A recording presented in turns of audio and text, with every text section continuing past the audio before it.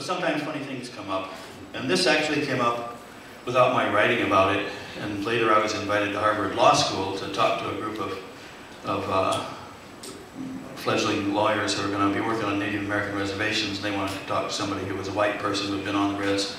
So I could tell them some things about how they might be greeted or not greeted, as the case might be when they got to the res. And this was a story I told, and afterwards somebody said, "Did you write that down?" And I said, "No, I've never written it down." "Aren't you a writer?" So I wrote it.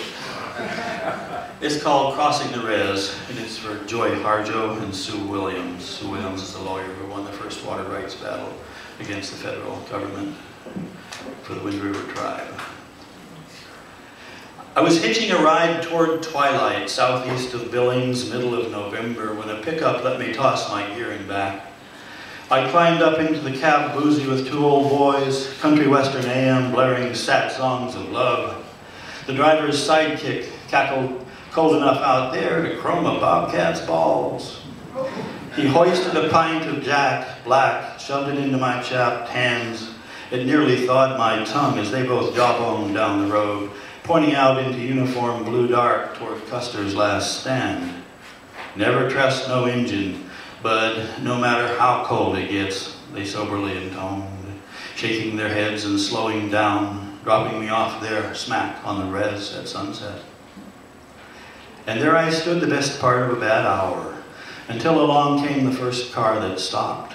A rumpled, one-eyed station wagon, front bumper dangling, muffler skidding ice-glazed black top just like a kid's sparkler in the dark. "Hop in, partner."